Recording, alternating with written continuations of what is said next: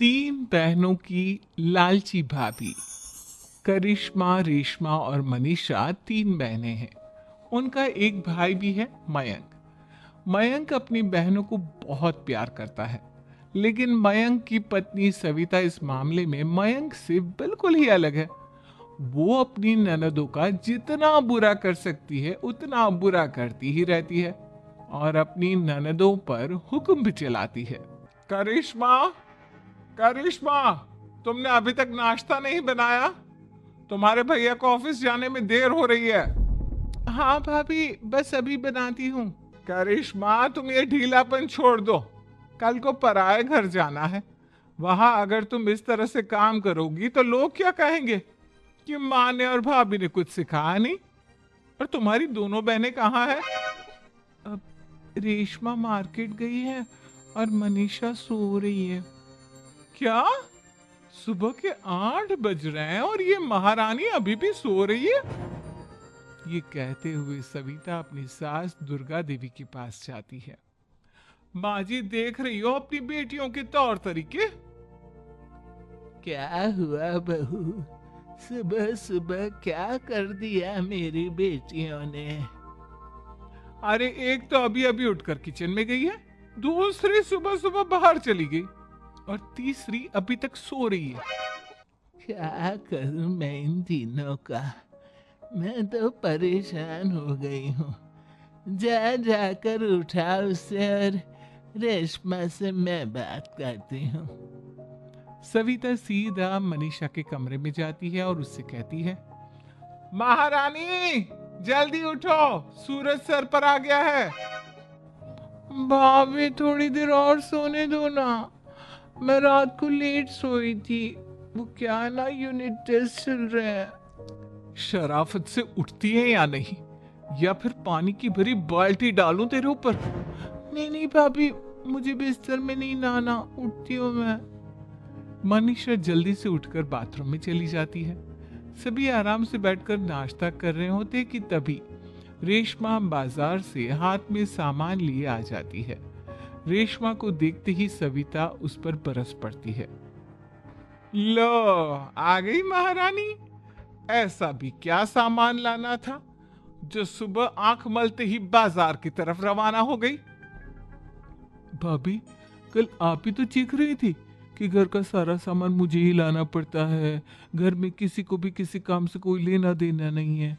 अब मैं बाजार जाकर सामान ले आई तो आपको इस बात से भी तकलीफ हो रही है? देख रही हो माँ जी, अपनी बेटी की जुबान कैंची से भी तेज चलती है। और मयंक, आप तो कुछ कहेंगे नहीं अपनी लाडली बहन को? रेशमा, अपनी भाभी से ऐसे बात नहीं करते। चलो माफी मांगो।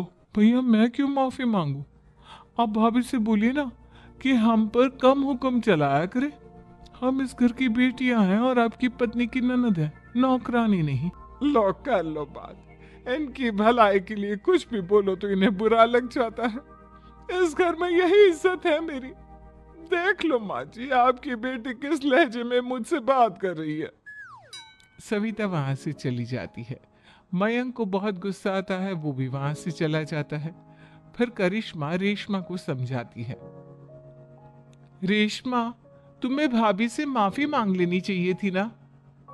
लेकिन दीदी, मैंने कुछ किया ही नहीं, तो मैं माफी क्यों मांगू? हाँ करिश्मा दीदी, रेशमा दीदी जैसी ही घर में आई, भाभी ही उन पर चिल्ला रही थी। हाँ, मैं मानती हूँ कि गलती भाभी की थी। मैं तो इसलिए बोल रही हूँ कि भाभी ने माँ को तो पूरी तरह अपने वश में कर लिया है। वो हमारी बात सुनती ही नहीं। मयंक भैया हमारे लिए हमेशा खड़े रहते हैं, इसलिए उनकी बात का मान तो तुम्हें रखना चाहिए था ना। कोई फायदा नहीं दीदी, कुछ दिनों की बात और है, भाभी उन्हें भी हमारे खिलाफ भड़का देंगी। फिर वो भी माँ की तरह हमारी किसी बात का विश्वास नहीं करेंगे। इसी तरह सविता अपनी तीनों ननदों को किसी न किसी बात पर परेशान करती रहती थी। एक दिन मयंक अपनी तीनों बहनों के लिए गिफ्ट लाया। क्या रेशमा, ये तुम्हारे लिए हार का सेट, रेशमा तुम्हारे लिए सुंदर सी ड्रेस, और मनीषा, तुम्हें किताबें पसंद है ना, तुम्हारे लिए किताबें लाया हूँ। थैंक यू भैया, थैंक यू भैया, थैंक यू भैया। करिश्मा, तुम्हारा नेकलेस कितना सुंदर है। ये भैया कहाँ से ले आए होंगे? मैंने भैया को 3 दिन पहले फोन पर ये डिजाइन दिखाया था और आज भैया ये ले आए। सविता तो अपनी ननदों की गिफ्ट्स देखकर जल गई और करिश्मा का नेकलेस तो उसे भी बहुत पसंद आया था। अपनी बहनों के लिए कितना अच्छा नेकलेस लेकर आए हैं। मुझे कभी कोई गिफ्ट नहीं दिया। मैं आज ही ये हार चुरा लूंगी। रात में सविता करिश्मा का हार चुरा लेती है और इसी तरह उसे अपनी ननदों की जो भी चीज अच्छी लगती वो उसे मांगती नहीं बल्कि रात के अंधेरे में चुरा लेती। इसी तरह दिन बीतते गए और सविता ने मयंक के दिल में भी उसकी बहनों के लिए नफरत पैदा कर दी। एक दिन मयंक ने करिश्मा और रेशमा के लिए रिश्ता देखा और ये बात उसने घर में सबको बताई।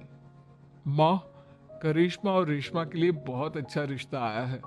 वो लोग कल इन्हें देखने आ रहे हैं। आप और सविता मिलकर सारी तैयारी कर लेना। ये सुनकर करिश्मा और रेशमा खुश हो जाती हैं, लेकिन सविता सोचती है अगर इन दोनों बहनों की शादी हो गई तो घर और बाहर का काम कौन करेगा? मनीषा तो एक नंबर की कामचोर है, उससे तो किसी बात की उम्मीद लगाना ही बेकार है। मुझे इस शादी को रोकना होगा। अगले दिन सभी लड़के वालों के स्वागत की तैयारी करने में लगे होते हैं। तभी मयंक अपनी बहनों से आकर कहता है, तैयार हो गई तुम दोनों? देखो, दोनों लड़के बहुत अच्छे हैं। मैं कोई कसर नहीं छोड़ना चाहता, इसलिए तुम उनके सामने अच्छे से बिहेव करना और अपनी भाभी से लड़ने मत लग जाना। करिश्मा, तुम वो नेकलेस पहन लो ना जो मैं तुम्हारे लिए लाया था। भैया, मैं बहुत देर से वो नेकलेस ढूंढ रही हूँ लेकिन मुझे मिल ही नहीं रहा। क्या तुमने नेकलेस खो दिया? तुम्हें पता भी है वो कितना महंगा था। तुम कोई काम ढंग से नहीं कर सकती। मयंक गुस्से में वहां से चला जाता है। थोड़ी देर बाद लड़के वाले भी आ जाते हैं।